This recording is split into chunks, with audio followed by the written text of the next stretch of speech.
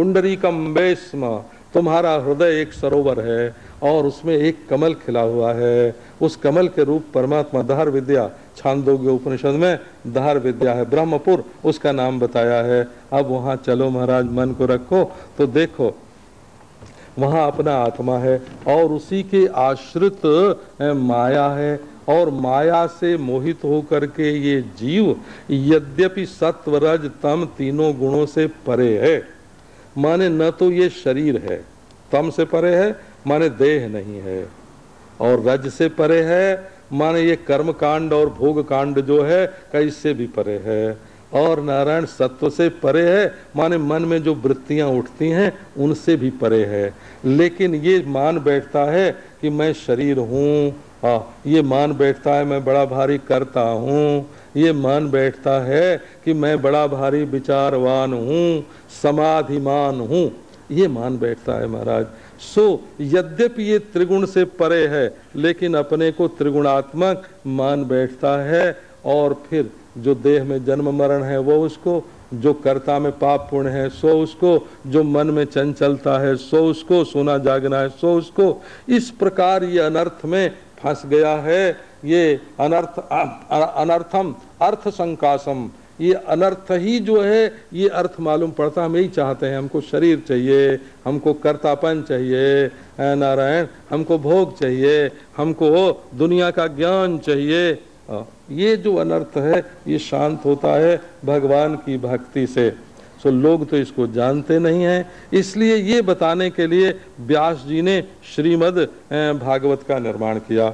इस श्रीमद् भागवत के श्रवण से क्या होता है, यस्याम वै श्रूयमाणायाम कृष्णे परम पुरुषे भक्तिरुत्पद्यते पुंसः शोक मोह भयापहा। इस श्रीमद् भागवत को सुनो, सुनते समय ही क्या होगा, ये सुनना जो है ये भगवान की भक्ति है, श्रवण भगवान की पहली भक्ति है नारायण।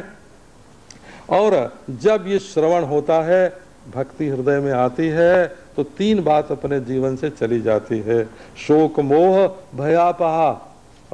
पिछली बातों के लिए गलत शोक होता है, हमारे पास इतना धन था, हाय हाय आज नहीं रहा, कहाँ हाय हमने इतने दुख भोगे। पिछली बातें आ करके दिल को दबा देती हैं, शोकग्रस्त कर देती हैं।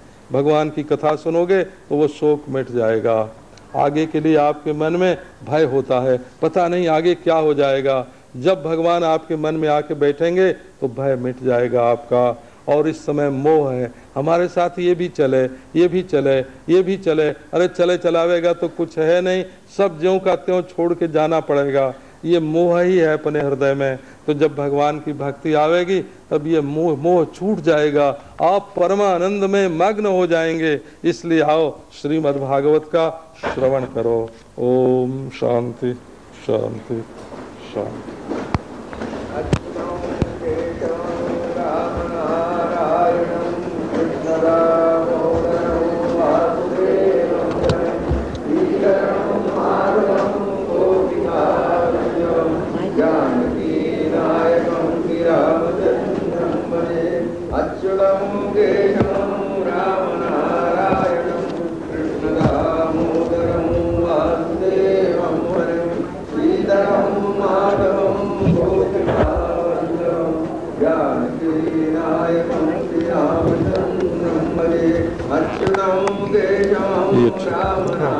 हमको लग शंका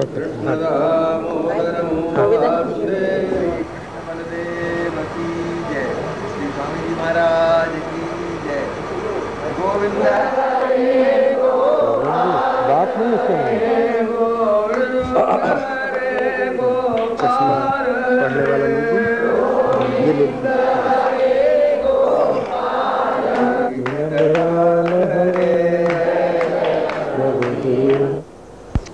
सद्गुरुभ्यो नमः।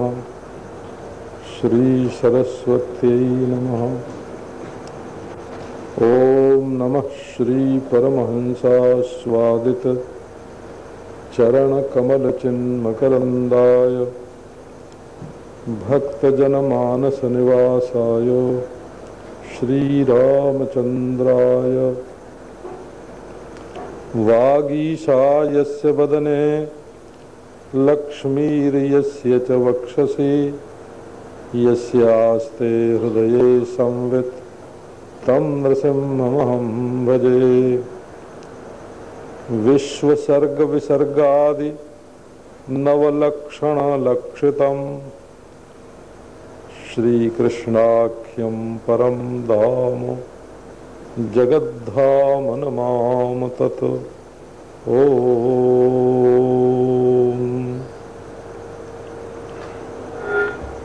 प्रातः काल आप सुन रहे थे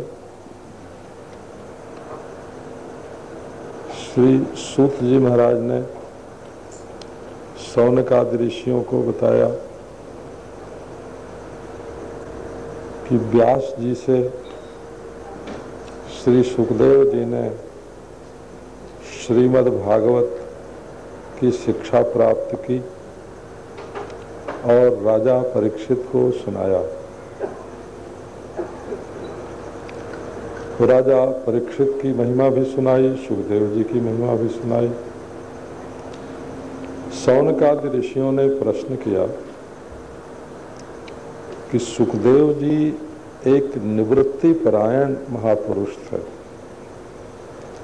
लोगों से मिलना जुलना बात करना उन्हें पसंद नहीं था। एकांत में जंगल में रहते थे।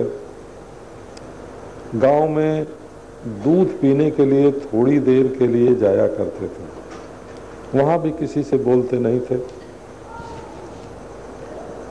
उन्होंने इतनी बड़ी पुस्तक श्रीमद् भागवत की शिक्षा प्राप्त की और फिर राजा परीक्षित को सुनाया। ये दोनों दो सिरे हैं।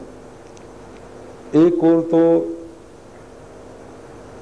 सारी पृथ्वी के एक छत्र सम्राट राजा परीक्षित और दूसरी ओर जिसके लंगोटी भी नहीं। लंगोटी की तो बात ही क्या, अद्वैत ब्रह्म तत्व जिसका स्वरूप दूसरा जिसकी दृष्टि में था ही नहीं। उसने एक महाराजा को भागवत कैसे सुनाई। इस पर श्री सूत जी महाराज ने बताया कि असल में सुनाने वाला अपने को नहीं देखता, सुनने वाले को भी नहीं देखता। सुनाने वाले की नजर में तो भगवान रहते हैं और भगवान में इतने गुण हैं कि जो उनको जान लेता है वो उनको गाए बिना रह ही नहीं सकता। आत्मा रामाश्च मुनयो निर्ग्रंथा अप्युरुक्रमे कुर्वन्त्यहैतुकीं भक्तिं इत्थं भूत गुणो हरिहि। भगवान सबके दुख को मिटाते हैं, उनको हरि कहते हैं, हरण करें। पाप को हर लेते हैं, पाप को मिटा देते हैं, वासना को मिटा देते हैं, अहंकार को मिटा देते हैं और अज्ञान को मिटा देते हैं जो अहंकार के मूल में। इसीलिए हरि को हरि कहते हैं। तो उनका गुण क्या है? तो उनका गुण यही है कि कोई उनका नाम ले, उनका स्मरण करे, उनके बारे में विचार करे, उनसे प्रेम करे तो वो संसार के सब दुखों से छुड़ा देते हैं। उन्होंने ही सृष्टि बनाई, इसकी स्थिति की, पालन किया और अंत में वही इसका संहार करते हैं।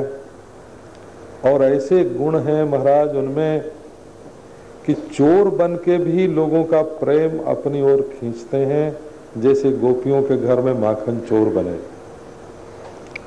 उनके कपड़े चुरा के भी उनका प्रेम प्राप्त करते हैं, उनके द्वारा रस्सी में बंध के भी उनका प्रेम प्राप्त करते हैं।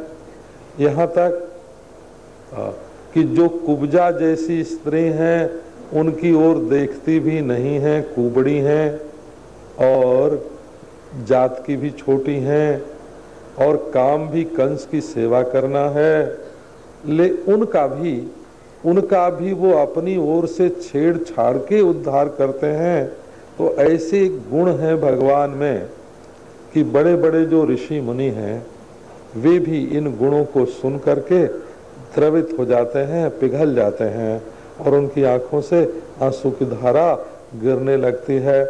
और वे आत्मा राम तो रहते ही हैं और अपने अद्वितीय ब्रह्म स्वरूप में तो उनका रमण होता ही रहता है।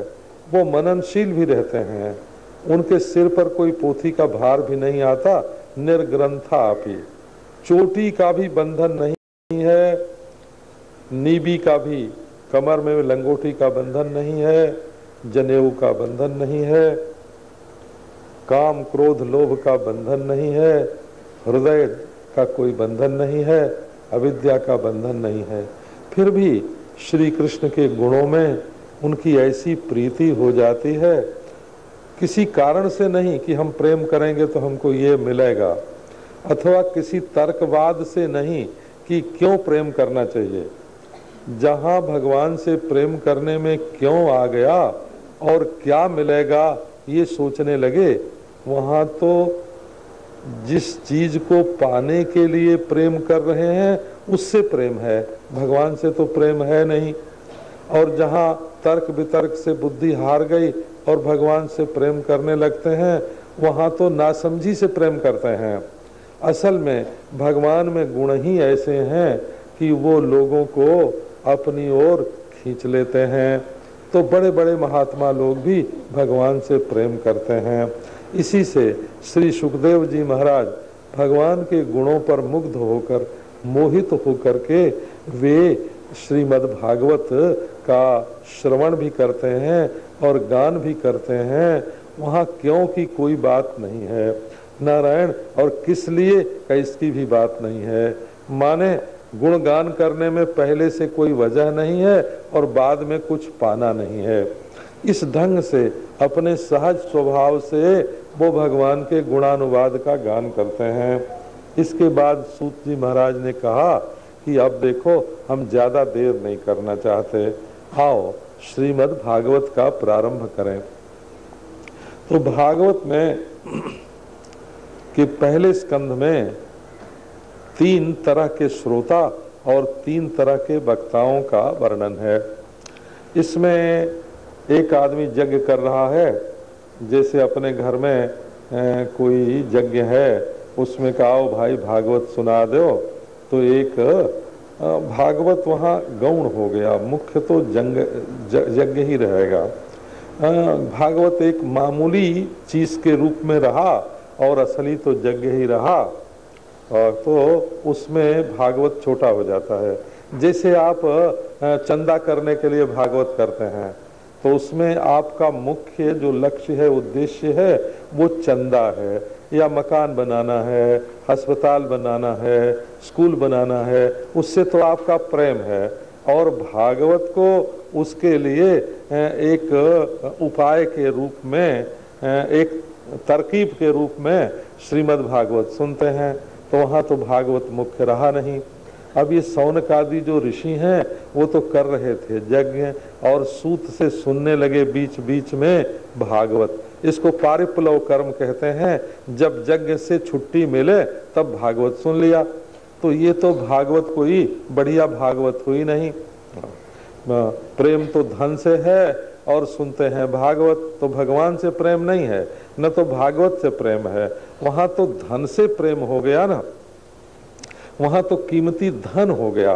तो जो लोग दूसरे काम के लिए भागवत सुनते हैं उनका भागवत तो गौण होता है।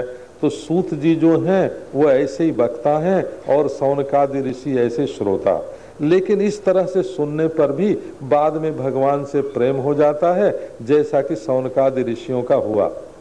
और दूसरे श्रोता हैं व्यास जी और वक्ता हैं नारद जी। वहाँ व्यास जी के मन में अपने कल्याण का, अपने मंगल का कोई चिंतन नहीं है, क्योंकि वो तो नित्य शुद्ध बुद्ध मुक्त ही हैं। और नारद जी को भी अपने कल्याण की कोई फिक्र नहीं है, कि वो तो लोक कल्याण के लिए, लोगों की भलाई के लिए भागवत का उपयोग करते हैं।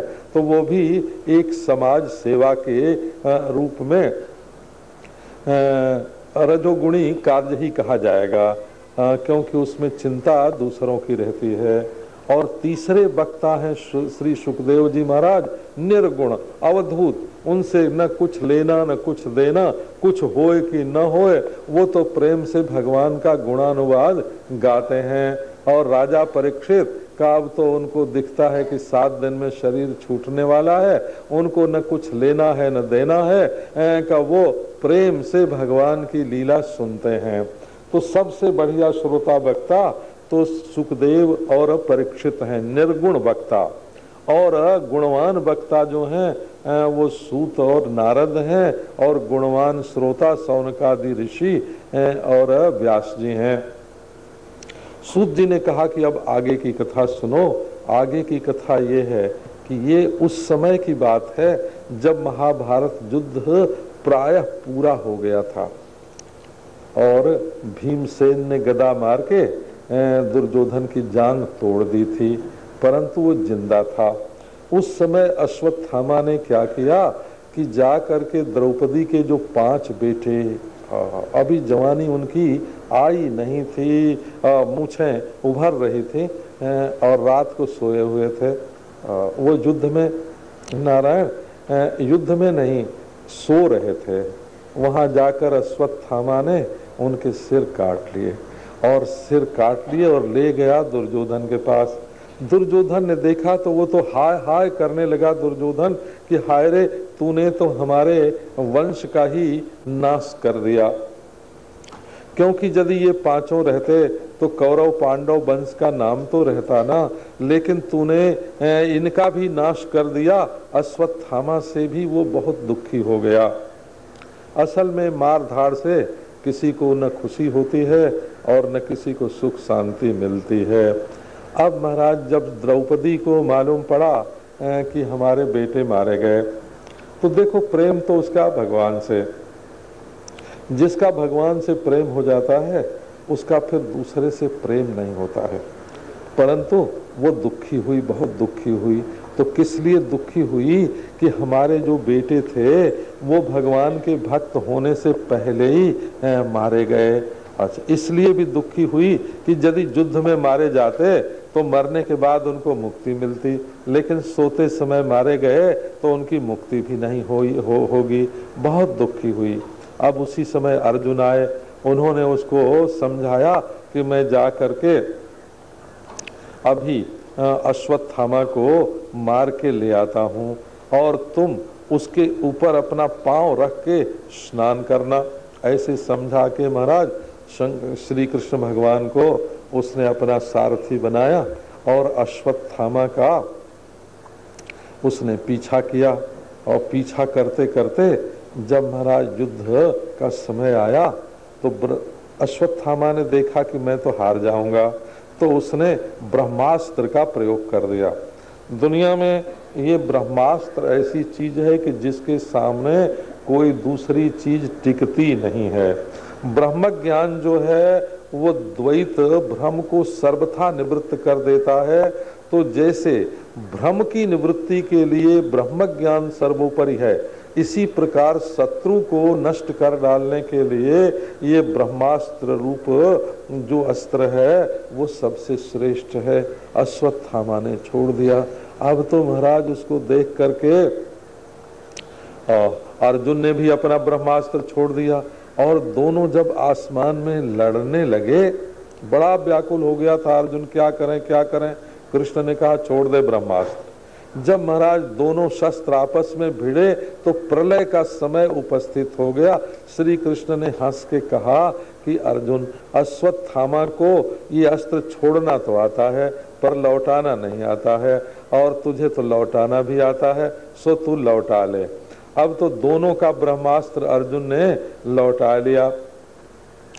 लौटा लिया और जाके अश्वत्थामा को पकड़ा और पकड़ के बांध के द्रौपदी के सामने ले आया। श्री कृष्ण ने कहा कि ये तो आतताई है, सोते हुए बच्चों को मारा है, इसलिए ये ब्राह्मण है तो क्या, इसको मार डालो। यहाँ ध्यान देने लायक बात है ये है, एक द्रौपदी एक स्त्री है, भगवान की भक्त है। असल में यहाँ द्रौपदी का चरित्र वर्णन करना नहीं है, वर्णन करना है परीक्षित का चरित्र। और परीक्षित के पिता थे नारायण अभिमन्यु, नारायण परीक्षित के पिता थे अभिमन्यु।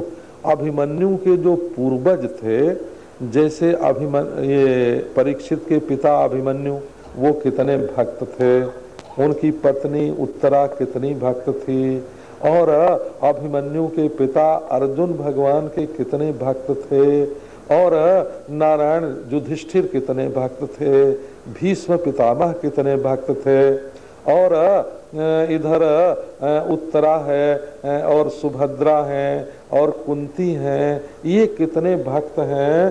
तो ऐसे भक्त परिवार में राजा परीक्षित पैदा हुए थे। तो वंश से भी उत्तम है परीक्षित, भागवत सुनने के योग्य, और भक्ति से भी उत्तम है, और त्याग से भी उत्तम है, और उनके मन में मौत का तो कोई डर ही नहीं है। मौत से बचने के लिए भागवत नहीं सुनते हैं। इसलिए यहाँ द्रौपदी के चरित्र का वर्णन किया कि कितनी उत्तम कोटि की ये माता थी। जब अश्वत्थामा को बांध करके अर्जुन ले आए और भीमसेन ने कहा कि इसको तो मार डालना चाहिए, श्री कृष्ण ने भी कहा कि मार डालना चाहिए, लेकिन और अर्जुन भी मारने को तैयार थे, लेकिन द्रौपदी ने तुरंत देखा कि अश्वत्थामा बंधे हुए हैं तो हाथ जोड़कर प्रणाम किया। नमस्कार भाई, तुम्हें मैं सिर झुकाती हूँ, तुम तो हमारे गुरु जी के बेटे हो, ब्राह्मण हो। और अर्जुन से कहा कि छोड़ दो इसको, मुच्यता मेष ब्राह्मणों नितराम गुरु। ये है भक्त का हृदय। भक्त का हृदय ये है कि अपने 5 बेटा मारने वाला सामने खड़ा है और उसका पति उसको मार डालने के लिए तैयार है। भीमसेन ललकार रहे हैं, श्री कृष्ण की अनुमति है, परंतु द्रौपदी ने कहा कि ये बात नहीं नारायण, हमारे देखते देखते ये हमारे गुरु का बेटा मारा नहीं जाएगा, क्योंकि हमें अपने बेटों के मरने का जैसा दुख है वैसा ही दुख इसकी माँ को भी तो होगा ना। तो मैं तो दुखी हूँ सो हूँ ही, इसकी माँ को कृपी को दुखी करना उचित नहीं है। सो उसने प्रणाम किया और कहा कि छोड़ दो। अब युधिष्ठिर जो हैं का वो द्रौपदी के पक्ष में हो गए, और अर्जुन की समझ में भी बात आ गई कि देखो द्रौपदी चाहती है कि ब्राह्मण की हत्या न हो, नहीं तो वंश को बड़ा दोष लगेगा, और दूसरे इसके हृदय में कितनी करुणा है। न्याज्यम धर्म्यम न्याज्यम सकरुणम निर्व्यधिकम समम महत। बोलना कैसा, का बोलना ऐसा जिसमें न्याय हो, धर्म के अनुकूल हो, करुणा उसमें भरी हुई हो, समता उसमें होए और उदारता उसमें होए, ऐसा वचन द्रौपदी ने कहा। अब तो राजा युधिष्ठिर ने कहा कि भाई जो द्रौपदी कहती है सोई ठीक है, वही उचित है, ब्राह्मण को मारना उचित नहीं है। अब तो भीमसेन मारने को तैयार हुए और द्रौपदी छुड़ाने को तैयार हुई, वहां झगड़ा ही दूसरे ढंग का आ गया। सो श्री कृष्ण भगवान चतुर्भुज बन गए, और चतुर्भुज बन के 2 हाथ से तो उन्होंने भीमसेन को पकड़ा और 2 हाथ से द्रौपदी को पकड़ा। अब श्री कृष्ण का स्पर्श होते ही दोनों को अपना आपा तो भूल गया और अश्वत्थामा छूट गया। फिर श्री कृष्ण ने इशारा किया कि इसके सिर में जो मणि बंधा हुआ है उसको तुम तलवार से निकाल लो। सो अर्जुन ने वो मणि निकाल लिया और उसको वहां अपने आप से, वहां अपने यहाँ से, अपने शिविर से बिल्कुल निकाल दिया। तो इस तरह की दादी समझो कि राजा परीक्षित की थी, जो भगवान की परम भक्त थी। अब उसके बाद भगवान श्री कृष्ण जाने को तैयार हुए। अब एक स्त्री इसमें सुभद्रा ऐसी है कि सुभद्रा है श्री कृष्ण की बहन, और वो तो श्री कृष्ण की शक्ति है। असल में माया रूप परम शक्ति रूपा सुभद्रा है, क्योंकि हम देखते हैं जगन्नाथपुरी में बलराम और श्री कृष्ण के बीच में एक ओर श्री कृष्ण है तुरीय ब्रह्म के रूप, और दूसरी ओर शक्ति के मालिक बलराम जी हैं, और बीच में महामाया सुभद्रा है। वहाँ सुभद्रा का स्थान भी अलग बना हुआ है, और सुभद्रा दोनों के बीच में रहती है। तो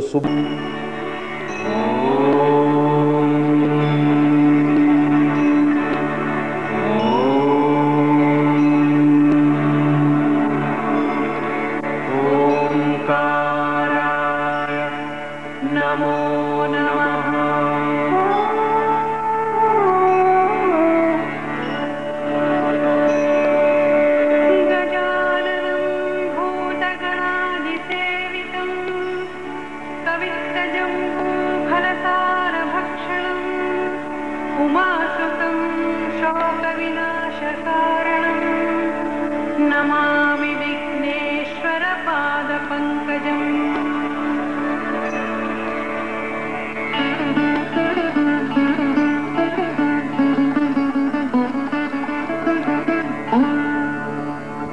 या कुन्देन्दुतुषारहारधवला या शुभ्रवस्त्रावृता या वीणावरदण्डमण्डितकरा या श्वेतपद्मासना या ब्रह्माच्युतशङ्करप्रभृतिभिः देवैः सदा वन्दिता सा मां पातु सरस्वती भगवती निःशेषजाड्यापहा।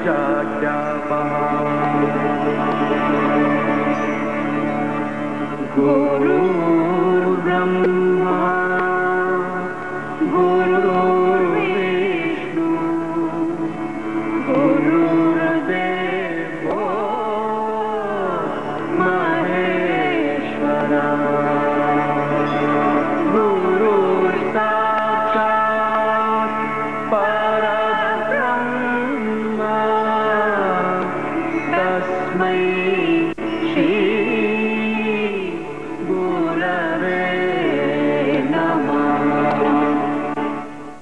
तैयार हुए। अब एक स्त्री इसमें सुभद्रा ऐसी है कि सुभद्रा है श्री कृष्ण की बहन, और वो तो श्री कृष्ण की शक्ति है।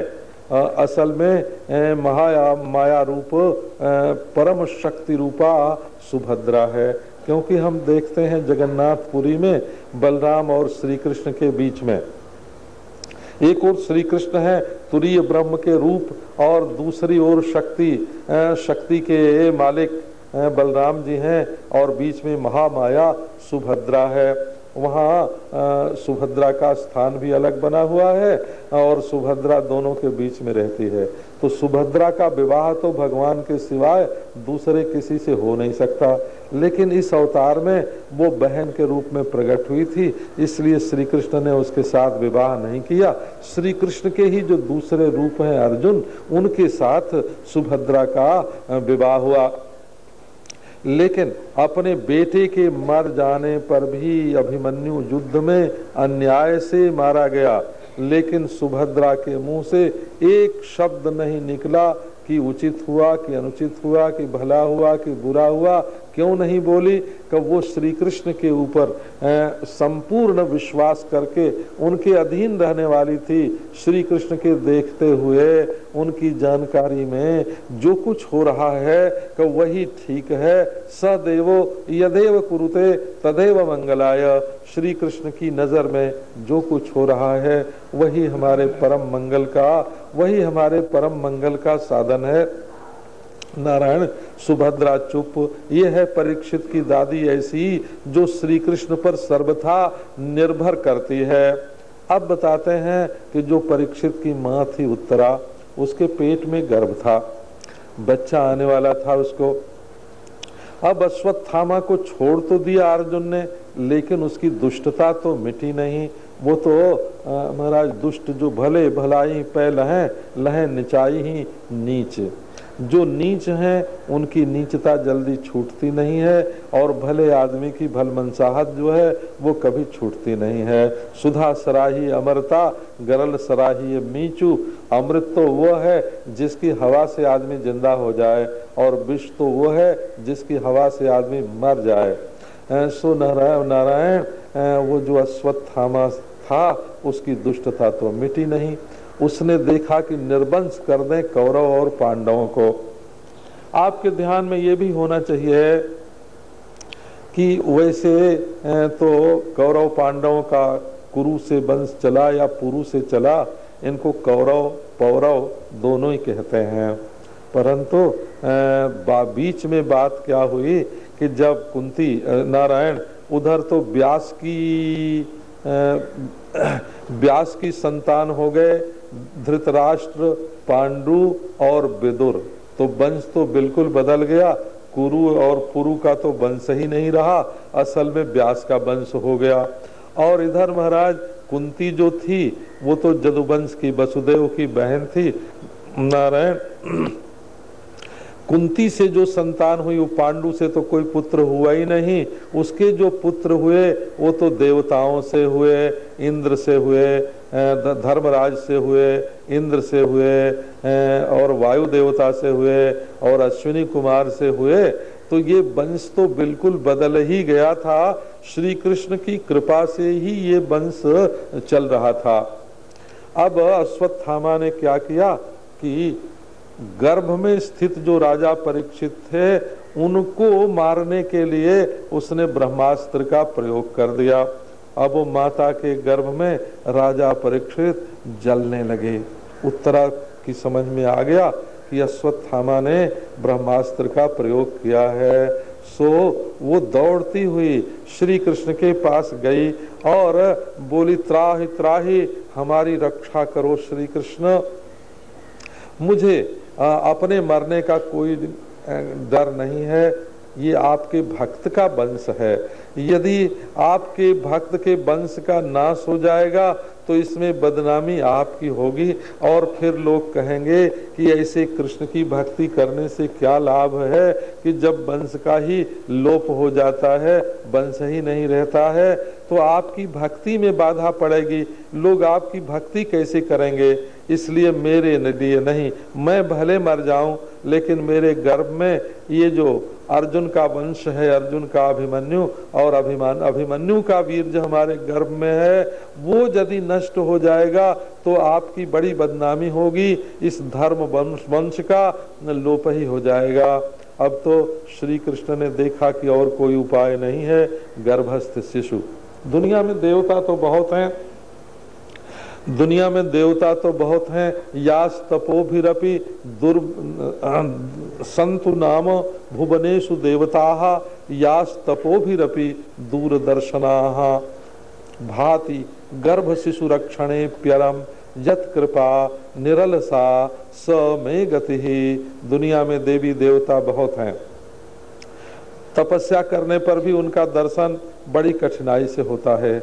लेकिन एक देवता ही ऐसा है महाराज, सांवरा देवता, सलोना देवता, ओ प्यार भरा देवता, मुस्कुराता हुआ देवता, ये अनुग्रह से भरा हुआ देवता, ये कभी इसकी कृपा कभी अलसाती नहीं है, हमेशा अपने भक्त की रक्षा के लिए तैयार रहती है। अब भगवान ने कहा जिसकी रक्षा करनी है वो तो हमको पुकारता नहीं है, और पुकारती है माँ। तो भगवान का तो नियम है, कायदा है। कायदा ये है कि दुनिया में तो सब भगवान के हैं, तो किसकी रक्षा करें किसकी न करें। तो जो पुकारता है उसकी रक्षा करते हैं, और जो नहीं पुकारता है उससे उदासीन रहते हैं। और राजा परीक्षित तो पुकारते नहीं हैं, तो उनकी रक्षा कैसे करें। कहा अच्छा माँ तो पुकारती है, तो चलो माँ के पेट में चले चलें। सो माँ के हृदय में, भगवान तो सब जगह रहते ही हैं, उनको कहीं आना जाना नहीं होता, माँ के हृदय में प्रकट हो गए। और फिर बोले कि परीक्षित तुम तो मेरे बड़े भाई हो। अब तो परीक्षित की आंख खुल गई, अरे देखो ये तो हमारे भाई, छोटे भाई हमें बचाने के लिए गर्भ में आए हैं। इतनी उतावली थी महाराज, इतनी त्वरा थी, इतनी उतावली थी कृष्ण के मन में। ये वेद शास्त्र पुराण में कहीं भी ऐसा दृश्य देखने को नहीं मिला कि श्री कृष्ण एक काम के लिए दो अस्त्रों का प्रयोग करें। लेकिन इतनी उतावली थी परीक्षित की रक्षा के लिए कि ये ब्रह्मास्त्र उनका नाश न कर दे। इसलिए उन्होंने एक हाथ में गदा और एक हाथ में चक्र लिया और उन अंगूठे के बराबर रूप धारण करके गर्भ में चारों ओर घूमने लगे। वो गदा तो ऐसी घूमे जैसे लुआठी होए, और वो चक्र जो है वो ब्रह्मास्त्र को काट काट के फेंक दे। मरते मरते महाराज राजा परीक्षित की रक्षा हो गई। महाभारत में ये कथा दूसरी तरह से है। वहाँ ऐसा है कि राजा परीक्षित जब उत्तरा के गर्भ से प्रकट हुए तब वो मरे हुए थे। अब श्री कृष्ण को बुलाया गया कि बच्चा तो मरा हुआ पैदा हुआ है। तो श्री कृष्ण ने छाती ठोक के कह दिया कि महाभारत इतना बड़ा युद्ध हुआ, इतने लोग इसमें मरे जरे लेकिन मेरे मन में यदि राग से किसी का पक्षपात न हुआ हो और द्वेष से मैंने किसी के प्रति निर्दयता न की हो और मेरे हृदय में यदि समता, सबके प्रति बराबरी का भाव बना रहा हो, तो मेरे इस समता के प्रभाव से ये मुर्दा जो बालक है ये जिंदा हो जाए। ऐसे राजा परीक्षित जिंदा हो गए। समता का इतना प्रभाव है, ऐसा प्रभाव है महाराज कि राजा परीक्षित जिंदा हो गए। अब इनके जन्म की जो कथा है वो फिर बाद में सुनावेंगे। इधर जब परीक्षित जिंदा हो गए और राजा युधिष्ठिर का राज्याभिषेक हो गया तो श्री कृष्ण ने ये प्रस्ताव किया कि अब मैं द्वारका जाऊंगा, यहाँ का काम पूरा हो गया। ये पश्चिमी समुद्र का जो तट है महाराज, ये पश्चिम तट बोलते हैं, प्रत्यगात्मा है। इसको संस्कृत में प्रत्यक भी बोलते हैं, प्रतीचि भी बोलते हैं। अंतर्मुखता की पराकाष्ठा है द्वारका में और लीला की पराकाष्ठा है ब्रज में, संसार में। ब्रज कहो, जगत कहो, संसार कहो, एक ही अर्थ के सब धातु हैं। नारायण संसार में भगवान लीला करते हैं और द्वारका में जा करके प्रत्यक्ष चैतन्य में समा जाते हैं। यह उनकी लीला, जाने को तैयार हो गए। पर नारायण प्रेम से राजा युधिष्ठिर ने रोका और उस समय कुंती जो है वो भगवान के सामने आके हाथ जोड़ के खड़ी हो गई। बोली कि मैं तो अज्ञानी हूँ, आपको पहचानती नहीं हूँ। आप नंद नंदन हैं, आप वसुदेव नंदन हैं, आप साक्षात भगवान हैं। इंद्रियों से जैसे दिखते हैं वैसे ही आप नहीं है। मेरी आँख जैसा आपको देखती है आप वैसे ही नहीं हैं। आपने तो माया से अपने को ढक रखा है। जैसे कोई नट पार्ट करने के लिए रंगमंच पर आवे और अपनी वेशभूषा दूसरी तरह की बना रखी हो, तो साधारण लोग उसको पहचानते नहीं हैं। जो उसके मित्र होते हैं, जानकार होते हैं, वही उसको पहचानते हैं। तो मैं तो अज्ञान हूँ और जदुवंश और पांडुवंश के मोह में अभी पड़ी हुई हूँ, इसलिए आपको पहचानती नहीं हूँ। परंतु मैंने सुना है बड़े बड़े ऋषियों से कि आप ही साक्षात भगवान हैं।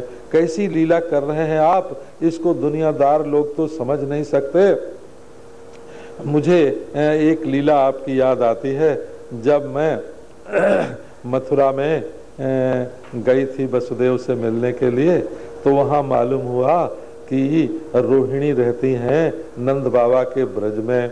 और वहाँ ये भी मालूम हमको पड़ गया कि वसुदेव ने अपने बेटे को वहाँ छिपा के रखा है और रोहिणी के भी बेटा हुआ है। इसलिए मैं चुपके चुपके मिलने के लिए गोकुल गांव में गई। और वहाँ जब गई तो देखा उस दिन क्या कि जसोदा मैया तुम्हारे ऊपर नाराज होके और तुम्हारे कमर में रस्सी लगा के और उखल में बांध रही हैं और तुम्हारा मुंह लटका हुआ है और काजल भरे आंसू जो हैं वो तुम्हारे कपोलों पर बह रहे हैं और तुम बिल्कुल उदास चुपचाप खड़े हो। सामाम विमोहयति, वो दृश्य मेरी आंखों से अभी ओझल नहीं होता। कैसा तुम कैसा नाटक करते हो, कैसी लीला करते हो। अपने भक्तों की प्रसन्नता के लिए, उनको सुखी करने के लिए, कब मैं तो बिल्कुल मोहित हो जाती हूँ देख करके तुम्हारी लीला। एक बात है कि हमारे ऊपर विपत्ति तो बहुत आई। हमारे बेटे भीमसेन को नारायण पानी में डुबो दिया और सांपों से कटवाया और पांडवों को लाक्षा भवन में जलाया और छल का जुआ खेल करके नारायण कौरवों ने हमारे बेटों को निर्वासित कर दिया और द्रौपदी को भरी सभा में नंगा किया। बड़े बड़े कष्ट हमारे जीवन में आए, लेकिन मैं कष्टों से डरती नहीं हूँ।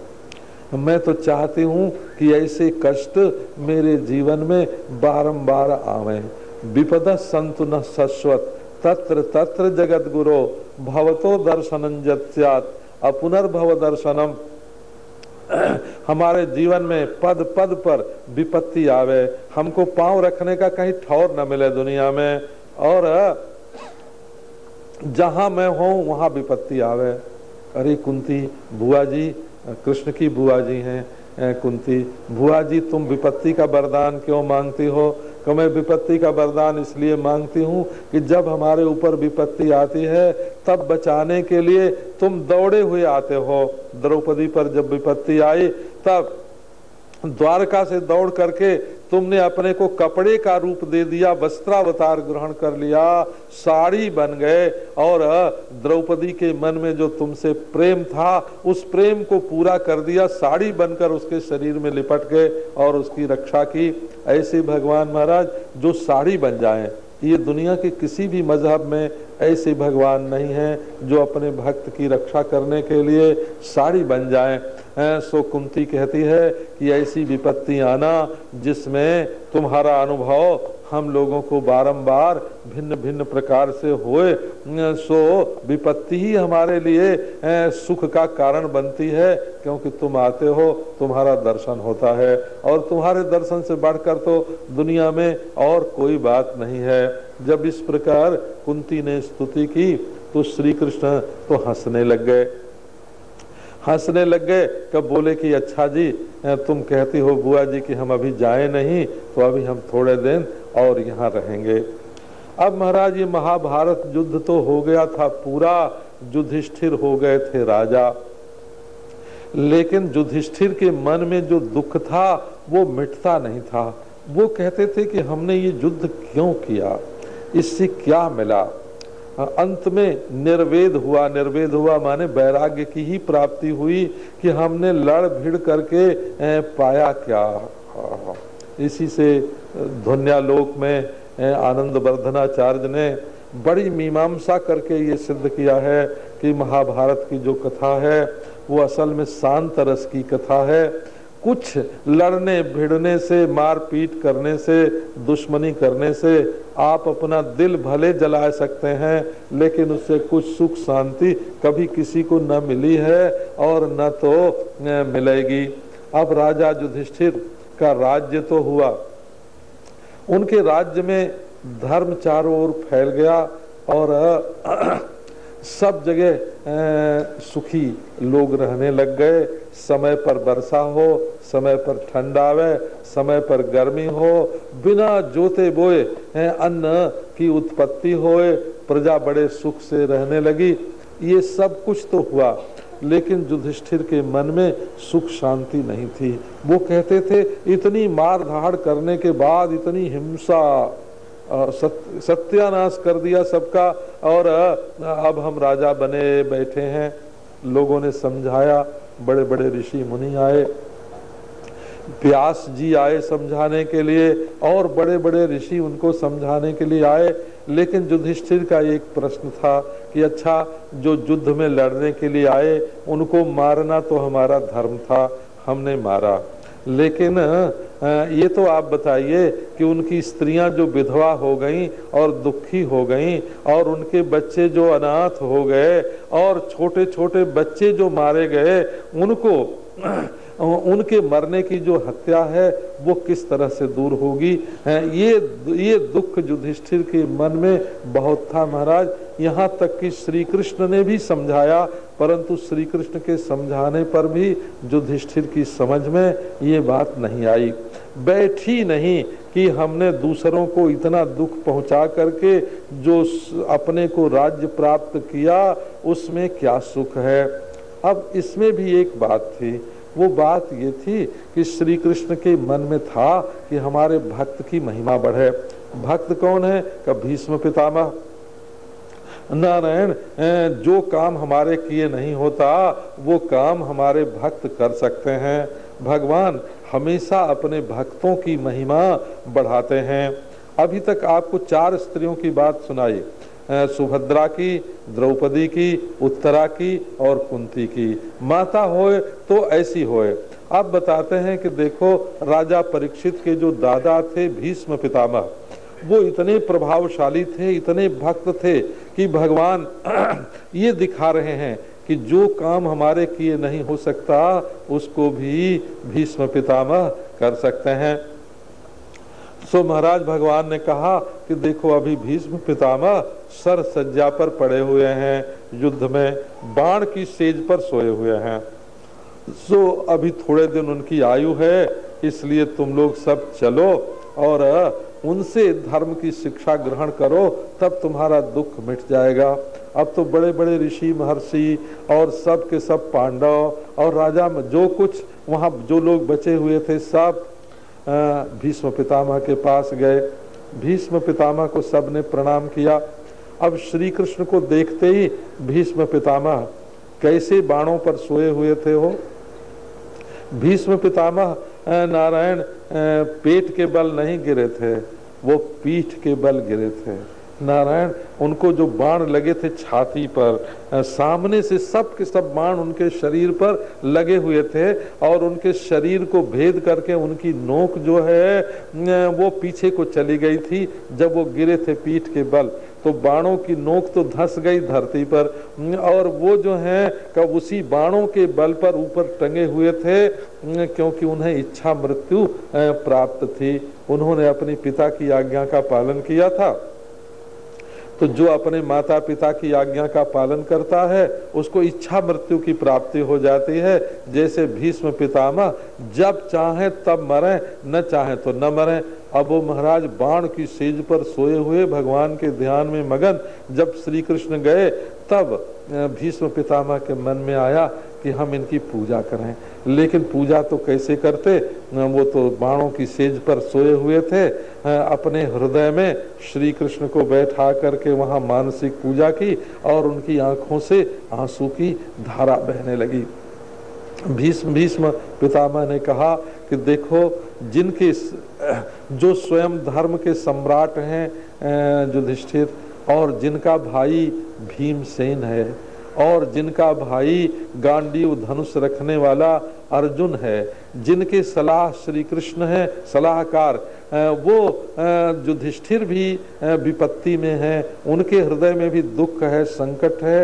ये संसार की क्या लीला है, इसमें कोई किसी भी प्रकार चाहे कि हमारे जीवन में कभी कोई दुख नहीं आवे, तो ऐसा तो हो नहीं सकता। उस दुख को सहते हुए ही चलना पड़ता है। जिसके मन में मनोबल नहीं है, भगवान का सहारा नहीं है, वो इस दुख को नहीं सह सकता है। अंत में भगवान के दर्शन से क्या हुआ कि भीष्म के मन में जितनी पीड़ा थी बाणों की, वो सब की सब दूर हो गई और बुद्धि उनकी बिल्कुल शुद्ध हो गई। अब युधिष्ठिर प्रश्न करने लगे और भीष्म पितामह उत्तर देने लगे। महाभारत में पूरा शांति पर्व जो है बड़ा भारी, उसमें भीष्म पितामह और राजा युधिष्ठिर के संवाद का वर्णन है। उन्होंने राजधर्म पूछा, उन्होंने नारायण गृहस्थ धर्म पूछा, ब्रह्मचारी धर्म पूछा, वानप्रस्थ सन्यासी सबके धर्म पूछे और राजधर्म जो है वो पूछे। एक बात आपके ध्यान में लाने के लिए मैं बोल रहा हूँ